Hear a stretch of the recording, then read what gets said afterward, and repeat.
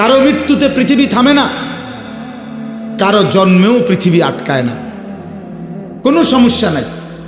কিন্তু দোস্ত আমার, আমরা প্রত্যেকেই আলাদা আলাদা নিজ নিজ কবরে ফিরে যাব, এটা মনে রাখতে হবে। আলাদা আলাদা নিজ নিজ কবরে ফিরে যাব আমরা। কাজেই একাকী হতেই হবে, একদিন একাকী আল্লাহ তাআলার মুখোমুখি হইতে হবে। সেদিন টের পাবেন, সেদিন টের পাবেন। কোরআন শরীফে আছে, আল্লাহকুমুত তাকাসুর হাত্তা জুরতুমুল মাকাবির কাল্লা সাউফা তা'লামুন। আল্লাহ বলে, বান্দা দুনিয়ার নেশায় আখিরাত ভুলে গেলা তো মনে রেখো, একদিন কবরস্থানেই পৌঁছবা, আর সেদিন আমি আল্লাহ তোমাকে জানাবো আমার প্রতিটা নাফরমানির শাস্তি কি। আমি জানাবো বান্দা, আমি দেখাবো তোমারে, তুমি দেখবা বান্দা, আমি তোমাকে দেখাবো, আমি তোমাকে বুঝাবো। এজন্য দোস্ত, নওজোয়ান, প্রিয় সাথী, এটা মনে রাখো বাপ, আত্ম উপলব্ধি, আত্মপরিচয়, আত্মসম্মান, আত্মমর্যাদা অনেক বড় সম্পদ। এটা বুঝা যে আমি কে, আসলে আমি একজন মুসলমান, আমার বাবা মুসলমান, আমার মা মুসলমান, আমার বংশ মুসলমান, আমার গোটা মহল্লা মুসলমান, আমি ইমানদারের সন্তান, অথচ আমি এক ওয়াক্ত নামাজ পড়ল না। 365 দিনে খোদার এক বছরে কোনোদিন ফজরের নামাজ পড়ল না। এটা মুসলমানের বাচ্চা, এটা মানুষের বাচ্চা, এইটা জানোয়ার না তো জানোয়ারটা কেন? এ জানোয়ার না তো জানোয়ার কে তাইলে? কে জানোয়ার তাইলে? এইটা অসভ্য না তো অসভ্যটা কে? এটা না তো কে অসভ্য? তাইলে আল্লাহ কাকে বলছে কুত্তার মতো? কাকে আল্লাহ বলছে ইনহুম ইল্লা কাল আনআম? আল্লাহ বলছে মনের ইচ্ছা মতো যে চলে তার পরিচয় আর কিছুই নয়, শুধুই জানোয়ার, আনআম, চতুষ্প জন্তু। কাকে বলছে বাবা? এই মানুষ রূপী এই জানোয়ারদেরকে বলছে, যাদের জিন্দেগিতে সেজদা নাই, আল্লাহ নাই, আখিরাত নাই। কে মা, কে বাবা, কি ধর্ম, কে বানাইছেন, কিচ্ছুর খবর নাই। মোবাইল, নারী, ছবি, অশ্লীল দৃশ্য, অসৎ বন্ধুদের আড্ডা, হাসি ঠাট্টা, সারা রাত মোবাইলে উলঙ্গ ছবি দেখতেছে, সকাল 9টা 10টা পর্যন্ত ঘুমায় আছে। আহা, হায় হায় হায়, এটা বুঝি কোনো জিন্দিগি হইল বাপ? মানুষের জিন্দিগি তো এরকম হওয়ার কথা না। এক চতুষ্প জন্তু, এক রাস্তার কুকুরও তো এতক্ষণ ঘুমায় থাকে না। এক চতুষ্প জন্তু, জানোয়ারও তো এমন হয় না। এই জন্য বাপ, এটা বোঝা উচিত। প্রিয় ভাই আমার, ছেলেরা আমার, কোনো একজনও যদি বুঝে থাকো তো তুমি মনে মনে হিসাব মিলাইও। তোমার বন্ধুর লগে না, তুমি একা হিসাব মিলাইবা। আসলে আমি কে? কে আমাকে বানাইলেন? কেন বানাইলেন? আমি কোত্থেকে আসলাম? তিনি আমার কাছে যা চাচ্ছেন আমি তা করছি কিনা? আমি যা করছি আমার আল্লাহ তা চাচ্ছে কিনা? প্রতিদিন নিয়মিত যে মানুষগুলো মৃত্যুবরণ করে তারা কোথায় যায়? কে তাদেরকে নিয়ে যায়? কেউ তো মরতে চায় না, কিন্তু কেউ তো থাকতেও পারে না। কোন অদৃশ্য মালিক তাদেরকে নিয়ে যাচ্ছে। বন্ধু, এতটুকু বিবেক যদি না খাটাও, বাবাদেরকেও বলি, আপনিও যদি না খাটান, আখিরাত যদি না মিলান, কেমনে কবরে যাইবেন বাপ? কেমনে যাইবেন? খাট পালং আর সোফা ফার্নিচার বানাইয়া হিসাব মিলাই লেলেন, মানুষের দেখাইলেন খাট পালং সোফা, বিল্ডিং, দালান, টাইলস, জমি, গাড়ি। আহা বাবা, এগুলো কি মিলাইয়া গেলে? এগুলো তো আপনার আগেও পৃথিবীতে ছিল, আপনার পরেও থাকবে পৃথিবীতে, কিন্তু আপনি কবরে কি নিয়ে যাচ্ছেন? আল্লাহ নবী সাল্লাল্লাহু আলাইহি ওয়াসাল্লাম বলছেন, ইয়াতবাউল মাইয়িতা সালাসাতুল, কোন মৃত ব্যক্তির সাথে, লাশের সাথে কবরস্থান পর্যন্ত 3 জিনিস যায়, আহলুহু ওয়া মালুহু ওয়া আমালুহু। তার পরিবারের সদস্যরা সাথে যায়, কিছু সম্পদ মাল, এই যে লাশের একটা খাটিয়া, আগরবাতি, একটা কাপড় ইত্যাদি ইত্যাদি ছোটখাটো কিছু ঠুনকো মাল সামান্য, এগুলোও সাথে যায়। আর ও আমালুহু, তার সারা জিন্দিগির আমল কর্মকাণ্ড সেটাও তার সাথেই যায়।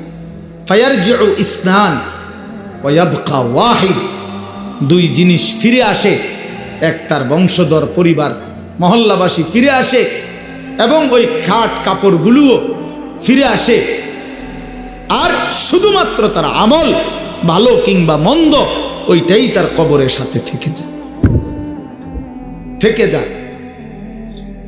এই জন্য দোস্ত, আমরা আমাদের 1 সেকেন্ড, 1 ঘন্টা, 1 মিনিট, একটা নিঃশ্বাস যেটা একবার পড়ছে, এটা আর কোনো দিন আমরা হিসাবের বাহিরে আড়াল করতে পারবো না। কোরআনুল কারীমের মধ্যে আল্লাহ বলছেন, লা ইউগাদিরু সাগীরাতান ওয়ালা কাবীরাতান ইল্লা আহসাহা। এই ফেরেশতারা ডান কাঁধে বাম কাঁধের, ছোট থেকে ছোট, বড় থেকে বড়, জীবনের প্রতিটা স্পন্দন, প্রতিটা নিঃশ্বাস পর্যন্ত আল্লাহর কসম আমলনামার মধ্যে উঠায় রাখছে। 24 ঘন্টার 1টা মিনিট বাবা, ছেলেরা সবাইকে বলি, আমাকেও বলি, আড়াল করার কোনো সুযোগ নাই, কোনো সুযোগ নাই বন্ধু। কোনো রাত, কোনো দিন, কোনো ঘন্টা, কোনো মিনিট, সেকেন্ড, আর কোনো দিন আমার আড়াল করবার সুযোগ নাই আল্লাহর কাছ থেকে। এই জন্য আমরা যদি এটা না বুঝি বাবা, অনেক নওজোয়ান, তোমরা চেহারা সুরত দেখলে বোঝা যায় বাপ কতদিন হয় নামাজ পড়ো না। তোমার মালিকরে এমন ভুলা, কেমনে ভুললা? কোন মার ঘরে জন্ম নিলা, কোন বাবার ঘরে বড় হইলা, বাপেরই বা এত বড় বেইজ্জতি কেমনে করলা, মারে এত বড় অপমান কেমনে করলা? মা তো পরিচয় দিছে মুসলমান, বাবাও তো জানে তুমি মুসলমান, তুমি নিজেও তো জানো তুমি মুসলমান। মুসলমান এমন হয়, মুসলমান এমন হয় যে 1 ওয়াক্ত নামাজ পড়তে মন চায় না, এটা মুসলমানের বাচ্চা? ঠিক মতো কখনোই পেশাব পায়খানা করে পাক পবিত্র শরীয়ত মতে হয় না, এটা মুসলমানের বাচ্চা? হ্যাঁ, 24 ঘন্টা নারী ছবি ছাড়া, নাটক সিনেমা ছাড়া, টেলিভিশন সিনেমা ছাড়া, নর্তকী দেখা ছাড়া জীবন যার কাটে না, এটা মুসলমানের সন্তান? মুসলমান এমন হয়? এই জন্য আমার বন্ধু, আমি অনুরোধ করছি প্রত্যেকের কাছে, আমাকেও বলি, আপনাদেরকেও বলি, নওজোয়ান ছেলে তোমাদেরকেও বলি, বাপ একজন হইলে একজনই মনে রাখো, নিজের হিসাব কইরো বাপ। ওয়ালতানজুর নাফসুম মা কদ্দামাত লিগাদ। আল্লাহ তাআলা বলছে প্রত্যেকটি প্রাণ, প্রতিটা আত্মা আলাদা হিসাব করো, লক্ষ্য করো আজকের দুনিয়া থেকে আগামীকালকের আখিরাতের জন্য কি পাঠিয়েছ। চোখ বন্ধ করলেই মৃত্যু থামবে না, ভুলে গেলেও মৃত্যু থামবে না, না বুঝলেও মৃত্যু থামবে না, বুঝে আসলেও মরে যাবেন, না বুঝলেও মরে যাবেন। চোখ খোলা থাকলেও মরে যাবেন, চোখ বন্ধ থাকলেও মরে যাবেন, হাসলেও মরে যাবেন, কাঁদলেও মরে যাবেন, রাজপ্রাসাদের অট্টালিকায় থাকলেও মরে যাবেন, জীর্ণ কুঠির কুড়ে ঘরে থাকলেও মরে যাবেন। প্রিয় বন্ধু, যেটাকে আড়াল করার কোনো সুযোগ নাই, মৃত্যুকে পাশ কাটবার কোনো সিস্টেম নাই, কোনো সিস্টেম নাই। 7 মহাদেশের মালিকও যদি হয়, 7 রাজার ধনও যদি কেউ পায়, তারপরেও যেহেতু মৃত্যুকে বাদ দেওয়ার, আড়াল করবার কোনো সিস্টেম নাই, অতএব প্রস্তুতি নেওয়া এটাই বিবেকবানের উচিত। কারণ যেহেতু আমি মৃত্যুকে আড়াল করতে পারবো না, অতএব মৃত্যুর জন্য প্রস্তুতি নেওয়া এটাই চূড়ান্ত বুদ্ধিমান। কোনো সুযোগ যেহেতু নাই, কোনো সিস্টেম যেহেতু নাই, পৃথিবী সৃষ্টির শুরু থেকে আজ পর্যন্ত যেহেতু এমন কোনো সিস্টেম নাই, অতএব মরতেই হবে। হবে কিনা বাপ বলেন না সবাই, হবে কিনা? মরতেই হবে।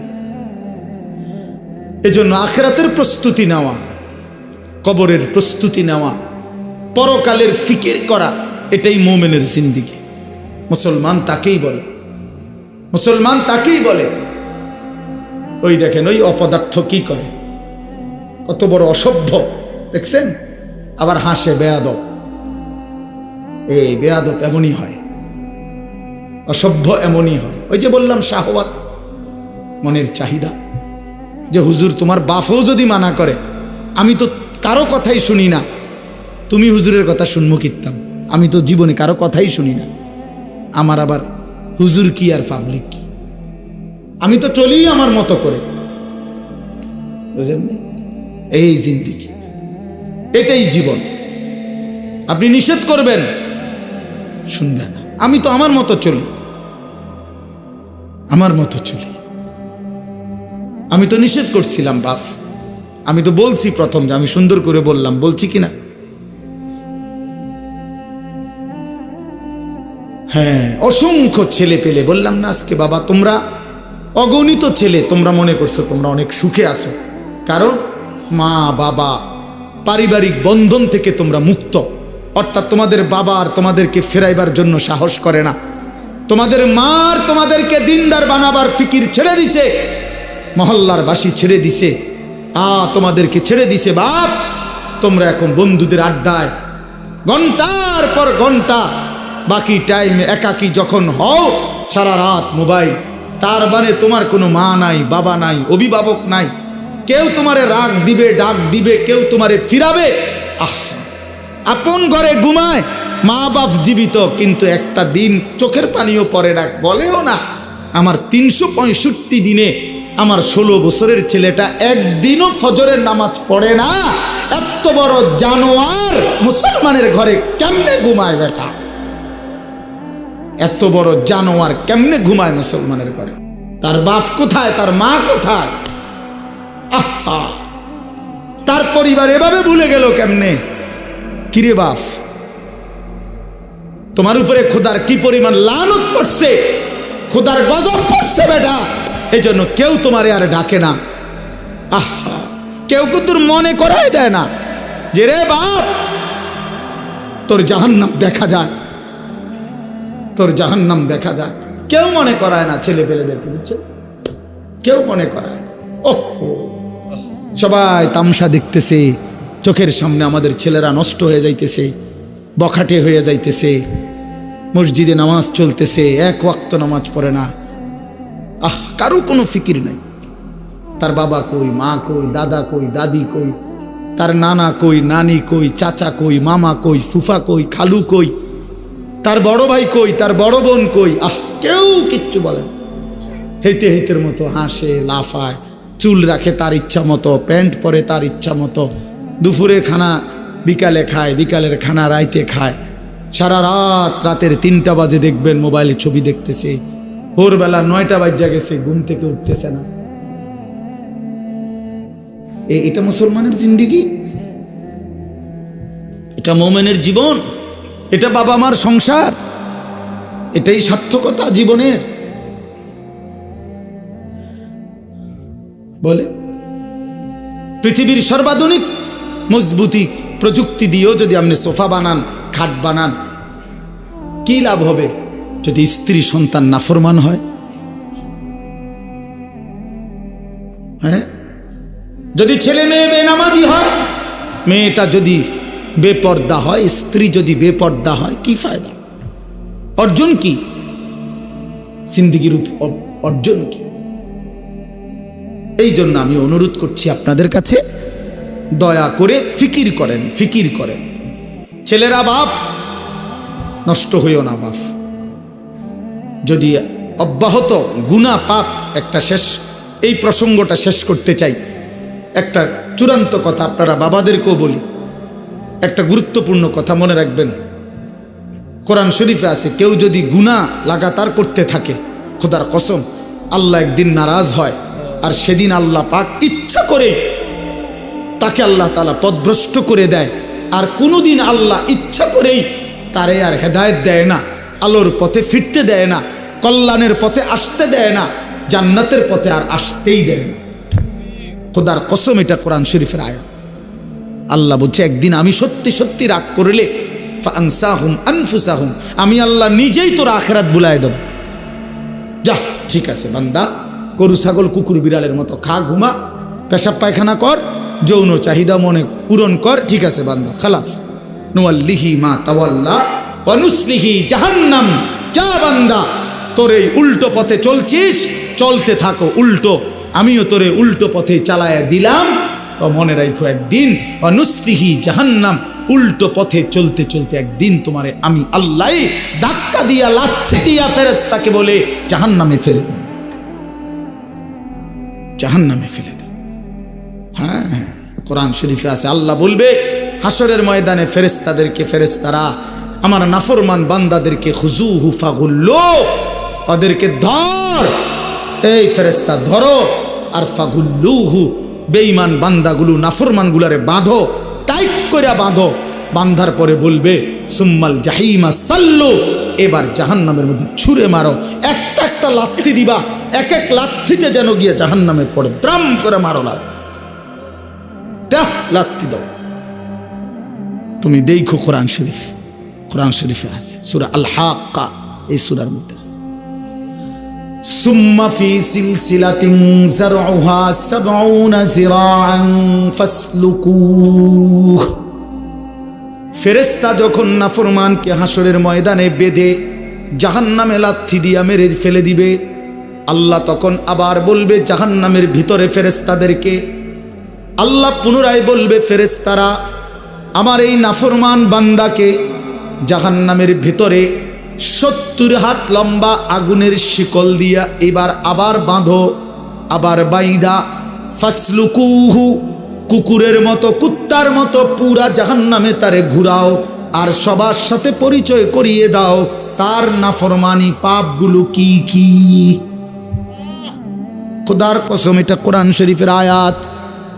ফেরেশতা বলবে জাহান্নামী বাকিদেরকে, জাহান্নামীরা দেখো, এটা সেই বেঈমান যে জীবনভর চুরি করেছে, জিনা করেছে, মদ খেয়েছে, জুয়া খেলেছে, নারী ছাড়া, ছবি ছাড়া, জিনা ছাড়া, উলঙ্গ দৃশ্য ছাড়া, অসভ্যতা ছাড়া যার রাত কাটে নাই, এটা সেই জানোয়ার। ফাসলুকুহু অর্থ লেখা, আল্লাহ বলবে বেটা, আল্লাহ বলবে কুত্তার মতো তারে জাহান্নামে ঘুরাও আর সবাইরে দেখাও, সবার সাথে পরিচয় করিয়ে দাও, তার পাপের কথা বলে দাও। নাউযুবিল্লাহ। কি বাপ, কি মনে করছো তোমরা? খামখেয়ালি না, খামখেয়ালি। কি মনে করছো দোস্ত? জীবন মানে এখানেই শেষ? ইনহিয়া ইল্লা হায়াতুনাদ দুনিয়া। আল্লাহ কোরআনে বলছে কাফের বেঈমানদের বক্তব্য হলো জীবন মানে শুধুই দুনিয়া, নামুতু ওয়া নাহইয়া, এখানেই মৃত্যু, এখানেই জীবন। ওমা নাহনু বিমাবউসিন, আল্লাহ বলে, আরে কাফেররা বলে আর কোনোদিন কোথাও উঠতে হবে না, হাসরের ময়দান হবে না, এটা তো কাফেরের কথা, বেঈমানের কথা। মুসলমান তো কথা ভাবতে পারে না, ভুলতে পারে না। ইমানদার না আমরা? তুমি না ভাইয়া মুসলমান, তো তুমি এক ওয়াক্ত নামাজ পড়ো না কেমনে বাপ? আল্লাহকে এমন ভোলা কেমনে ভুললা? আখেরাত এমন ভুলা কেমনে ভুলে গেলা? যেই বোন আজকে মা, যেই বিবি আজকে 20 বছর ধরে বেপর্দা, ওই বেপর্দা অসভ্য নারী, ওরে জিজ্ঞাসা করেন তুমি না মুসলিম নারী মা? এই বোন, তুমি না মুসলমান বোন, তুমি আল্লাহকে এইভাবে ভুলে গেলা কেন? মুসলমানের জন্য বেপর্দা হওয়া না হারাম? কথা বলেন না কেন? তো তুমি ভুলে গেলা কেন? কেমনে ভুলে গেলা?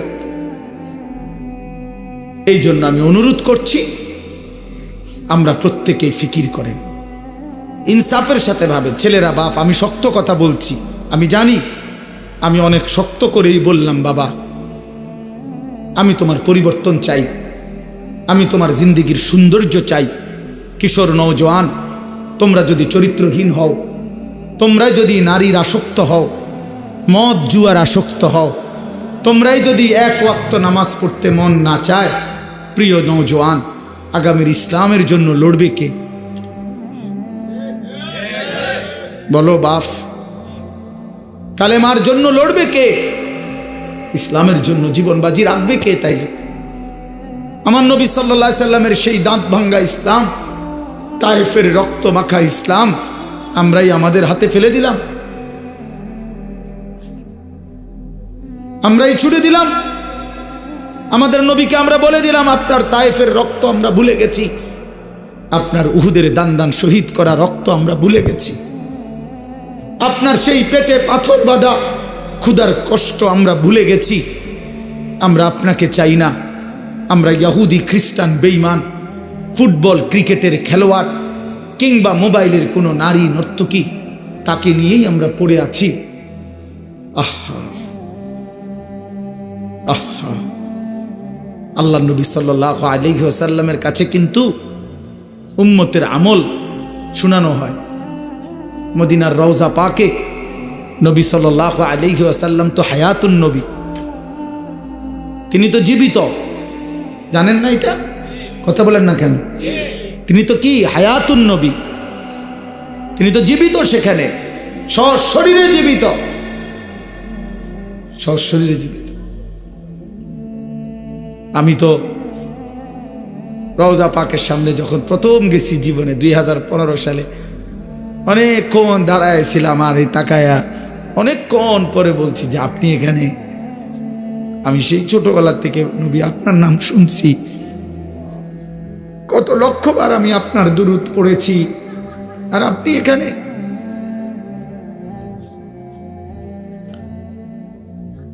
তো আল্লাহ নবী সাল্লাল্লাহু আলাইহি সাল্লামের কাছে উম্মতের আমল নামা শুনানো হয়, ফেরেশতারা শুনায়। আপনার উম্মতের আনিস আজ 1 সপ্তাহ যাবত এই করেছে। নবী সাল্লাল্লাহু আলাইহি সাল্লামের উপরে কেউ যখন দুরূদ শরীফ পড়ে, আল্লাহ নবী সাল্লাল্লাহু আলাইহি সাল্লাম বলেন সঙ্গে সঙ্গে ফেরেশতা ওই ব্যক্তির নাম এবং বাবার নাম সহ আমি রাসূলের সামনে পেশ করে, বিইসমিহি ওয়া বিইসমি আবিহি, ওই ব্যক্তির নামও বলে, তার বাবার নামও বলে, নবী সাল্লাল্লাহু আলাইহি সাল্লামের সামনে শোনানো হয়। তো আচ্ছা, মনে করেন আমার এই বন্ধু, ওনার নাম হলো হাফেজ মাওলানা আবু হানিফ ভাই।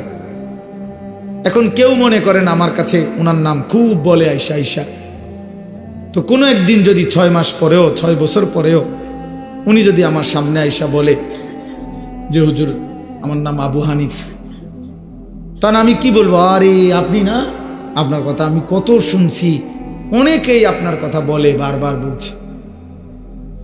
খোদার কসম, যেই উম্মত রাসূলুল্লাহ সাল্লাল্লাহু আলাইহি সাল্লামের সুন্নাতকে অনুসরণ করেছে, দুরূদ শরীফ পড়েছে, নবীজি সাল্লাল্লাহু আলাইহি সাল্লামকে অনুসরণ করেছে, তো তার নাম তো নবী সাল্লাল্লাহু আলাইহি সাল্লামের সামনে বারবার উচ্চারণ হয়েছে।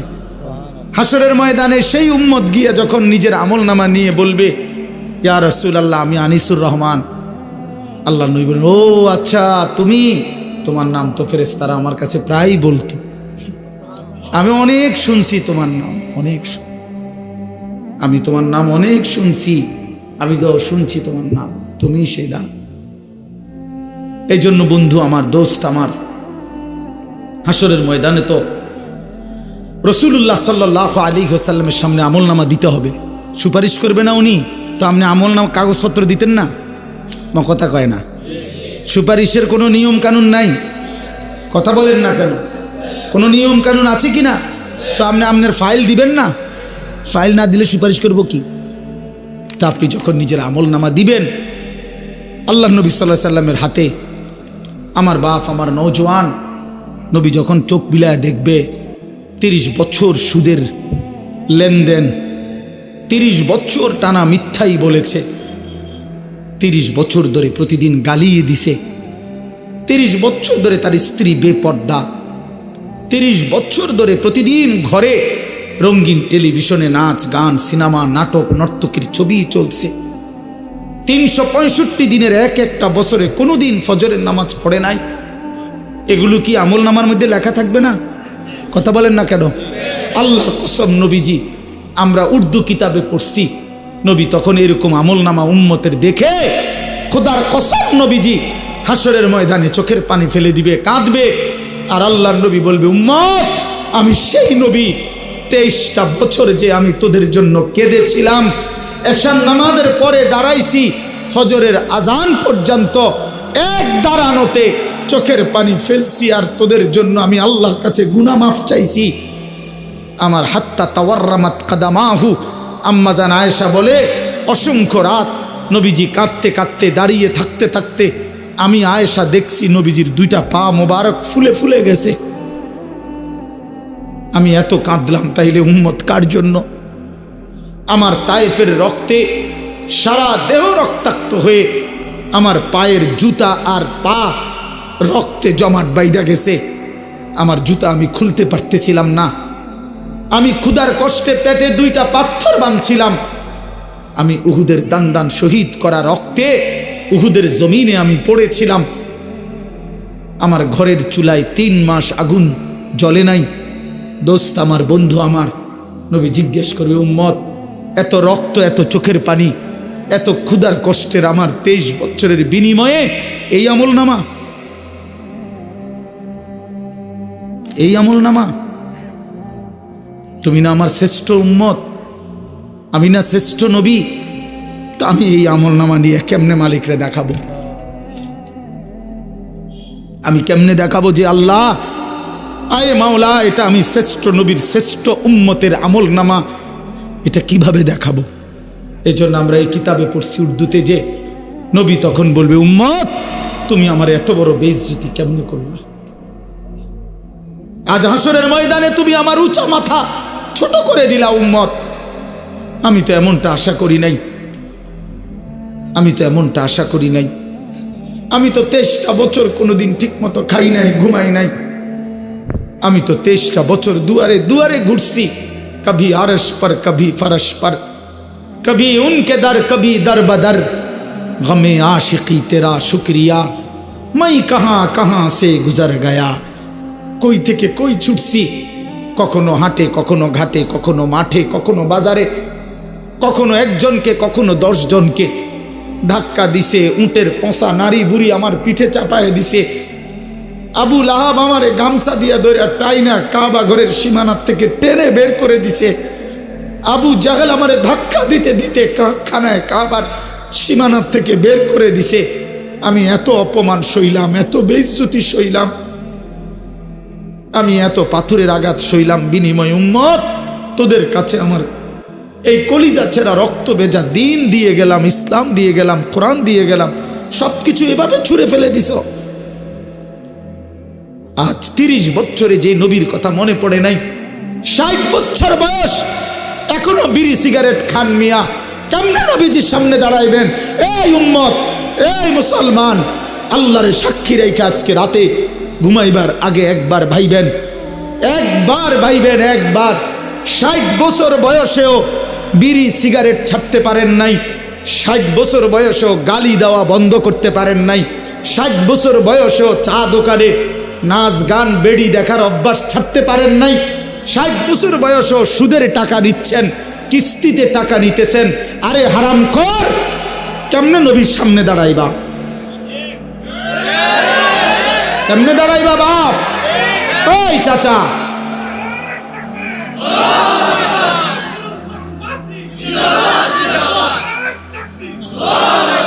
কেমনে দাঁড়াইবা বাপ? কেমনে দাঁড়াইবা? চাচা কেমনে দাঁড়াইবেন? কি মনে করছেন সুপারিশ? হাসরের ময়দানে নবীর সুপারিশ কি মামুর বাড়ি নাকি? এটা সাহাবন মনে করছেন আপনি? হ্যাঁ, আপনি কি ভাবছেন এটা? আপনি বিড়ি খাইতে খাইতে বেহেশতে যাবেন গা? হ্যাঁ, আপনি সুদ খাইতে খাইতে বেহেশতে যাবেন গা? আপনি কিস্তি উড়াইতে উড়াইতে বেহেশতে যাবেন গা? খামখেয়ালি মনে করছেন এটা? আখেরাত খামখেয়ালি?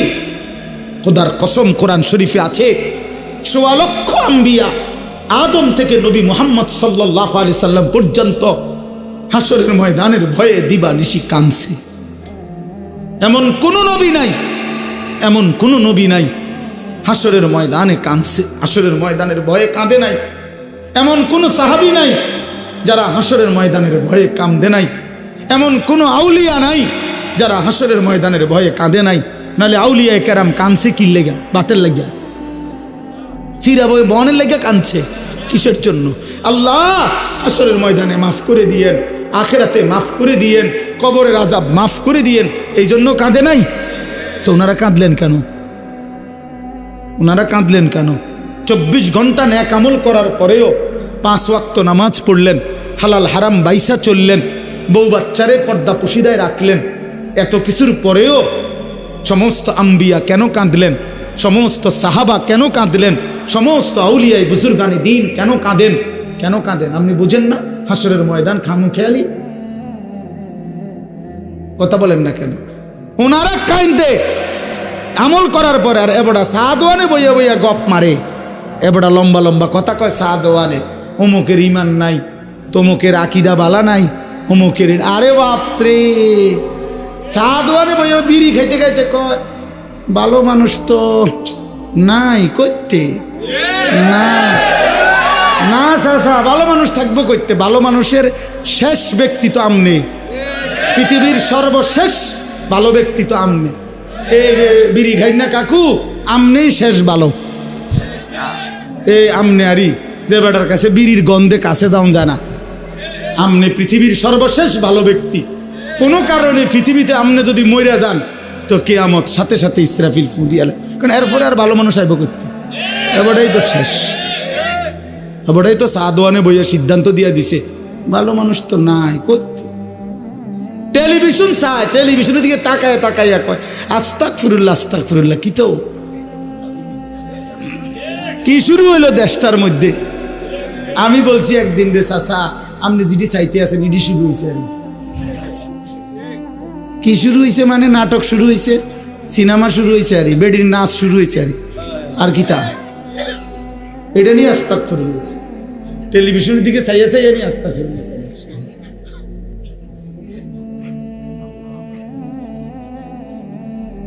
আস্তাগফিরুল্লাহ আস্তাগফিরুল্লাহ। কথা শেষ। আমার বলার উদ্দেশ্য হলো, আমি আপনাদের কাছে এতটুকুই বুঝাইতে চাইছি।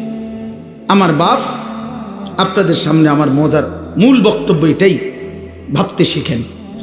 কবর ভুলে গেলে হবে না, পাশ কাটলে হবে না।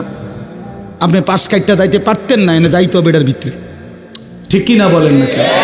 আরে নওজোয়ান বলো না? তাইলে বন্ধু আমার বাপ, তুমি যেমন পড়ালেখা করছো আমিও পড়ালেখা করছি। আমি জেনারেল লাইনেও পূর্ণ পড়ছি, মাদ্রাসার লাইনেও পুরা পড়ালেখা করছি। এজন্য বন্ধু, আমি সায়েন্স পড়ছি, আমি কুমিল্লা ভিক্টোরিয়া কলেজ থেকে মাস্টার্স পাস করছি, আমি বিজ্ঞান বিভাগ থেকে এসএসসি পাস করছি দাখিল। অতএব তুমি আমারে অনুরোধ করছি, নওজোয়ান তুমি ভুল করো না, তুমি ভুল করো না। শুধু বাত মাসের হিসাব মিলাইলে হতো না, শুধু একটা চাকরি, একটা ব্যবসা, একটা বিয়া, একটা বিল্ডিং, একটা বিদেশ, বন্ধু আমার একটা মোটর সাইকেল, এতটুকুর হিসাব মিলাইলে হবে না দোস্ত। আমরা মুসলমান, আমাদের আখেরাত আছে, আমাদের কবর আছে। আর আপনারা যারা বাবা আছেন, অভিভাবক, আপনাদের কাছে অনুরোধ, আপনি এই সংসারের দিকে তাকাইয়া দেখছেন, বিল্ডিং করছেন, সোফা বানাইছেন, খাট বানাইছেন, আমার বাপ এতটুকু হিসাব মিলাইয়া মুসলমান কবরে গেলে হবে না। আমার জিফুতের লাগিয়া খাট সংসারে সব করে দিয়ে আইছি। কি করে দিয়ে আসছি? এই সোফা টোফা এডি 20 বছর পরে দেখবেন আপনি আইলে কিচ্ছু নাই। 20 বছরের মাথাত কবর থেকে আইসা যদি দেখেন আমনের বানানো ফার্নিচার, একটা বদনাও, একটা লোডা ঘরের মধ্যে নাই, এটি সব ফালাই দিছে। এগুলো আর এখন চলে না। জিঙ্গাইলে কইব দাদা ঠিক আছে আপনি বানাইছেন যত্ন করে, কিন্তু ওই মডেল এগুলো এখন আর চলে না, এগুলো আমরা ফেলে দিছি। আরো 5-7 বছর আগে যদি আপনি আইবেন জানতাম কবর থেকে, তাহলে না ওই টাঙ্গায় রাখতাম। কথা বুঝছেন? আসলে কি ফেলে দিবে এগুলো, দুনিয়া ফেলে দেয়, আপনার সন্তানই ফেলে দিবে, আপনার নাতি নাতনি দুনিয়া ফেলে দিবে। অতএব আমাদের জিন্দিগি আখেরাত, আমাদের জিন্দিগি কি বলেন? মোমেনের জীবন আখেরাত, মোমেনের হায়াত আখেরাত, মোমেনের রাত আখেরাত, মোমেনের দিন আখেরাত, মোমেনের হাসি আখেরাত, মোমেনের কান্না আখেরাত, মোমেনের স্বপ্ন আখেরাত, মোমেনের কল্পনা আখেরাত, মোমেনের পরিকল্পনা আখেরাত। অতএব এই আখেরাতের পরিকল্পনাকে সামনে রেখে আমরা আমাদের সামনে মাহে রমজান, এই মাহে রমজানকে সামনে রেখে আর মাত্র 20-21 দিন মাত্র আছে।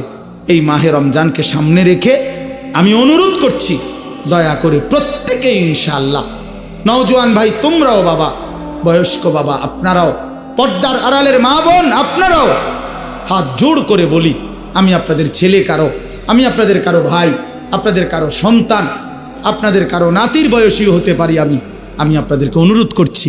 আর ছেলেরা তোমরা আমার সন্তান, তোমরা আমার ভাই, আমারও তো 15 বছরের সন্তান আছে। অতএব যাদের বয়স 15-16 ধরে নাও তুমি আমার সন্তান। আর এর চাইতে বড় যারা, তুমি আমার ছোট ভাই, আমারও তো ছোট ভাই আছে। আমি চাই না আমার সন্তান নষ্ট হয়ে যাক, আমি চাই না আমার ছোট ভাই বরবাদ হয়ে যাক, আমি চাই না আমার বাপ চাচা দাদা জাহান্নামী হোক। এই আশা নিয়ে আমি অনুরোধ করলাম, মাহে রমজানকে সামনে রেখে চলেন গুনাহ ছেড়ে দেই। হিম্মত করি বাপ, ছেলেরা বলো না বাবা, একটা মজবুত সিদ্ধান্ত নিয়া নারী ছবি, অশ্লীলতা, মোবাইলের আসক্তি, নারীর আসক্তি, মদ জুয়া, নাচ গান বন্ধু ছেড়ে দাও। হিম্মত করো, তুমি পারবা ইনশাআল্লাহ, তুমি পারবা। বাবা চাচাদেরকে বলি, হারাম রোজগার ছেড়ে দেন, বিড়ি সিগারেটের অভ্যাস ছেড়ে দেন, চা দোকানের আড্ডা ছেড়ে দেন। মা বোনদেরকে অনুরোধ করি, বেপর্দার জিন্দেগি ছেড়ে দিয়ে সিদ্ধান্ত নেন, এবারের রমজান গুনাহমুক্ত রমজান। বলেন ইনশাআল্লাহ, এবারের রমজান বন্দেগীওয়ালা রমজান। আল্লাহ বলবে, বান্দা ঠিক আছে, যদি 30 দিন গুনাহ থেকে বাঁচতে পারো, 30 দিন যদি আমার বন্দেগীতে ইবাদতে লেগে থাকতে পারো, আল্লাহ বলে, বান্দা ওয়াদা দিলাম লাআল্লাকুম তাত্তাকুন, 30 দিনেই তোমারে 1 মাসে মুত্তাকি বানাইয়া ঈদের দিন জান্নাতের ফ্লাইটে উঠাই দেন। 1 মাসেই জান্নাতি, 1 মাস। একটা রমজান তুমি 30টা দিন গুণনা আমারে সময় দাও, 31 দিন লাগবে না বান্দা, ভাল লাগলে 29 দিনেই আমি রেজাল্ট দিলাম। 30 বা 29 বান্দা, কথা এক কথা, তুমি আমার হুকুম মানবা, আমি তোমারে মুত্তাকি বানিয়ে দেব, 30 দিনেই জান্নাতি বানায় দেব। এই জন্য মাহে রমজান জান্নাতের মাস, মাহে রমজান আখিরাতের মাস, মাহে রমজান নিজের জীবন সাজিয়ে তুলবার মাস। এই জন্য আমরা চেষ্টা করব তো ইনশাআল্লাহ। কিশোর নওজোয়ান, 5 ওয়াক্ত নামাজ পড়ো, চরিত্রহীনতা ছেড়ে দাও বাপ। আমি অনুরোধ করছি, তোমরা যারা নওজোয়ান, 30 বছরের নিচে তোমরা যারা নওজোয়ান, আমার শেষ অনুরোধ, তোমরা যারা 30 বছরের নিচে তোমাদের বয়স, তোমরা যদি হিম্মত করো, তোমরা যদি ফজরের নামাজ সহ 5 ওয়াক্ত নামাজ পড়ো, ইনশাআল্লাহ আমরা আশা করি আগামীর ইসলামের পতাকা তোমাদের হাতে উঠবে ইনশাআল্লাহ। সারা পৃথিবীতে কালেমার পতাকা উঠবে ইনশাআল্লাহ।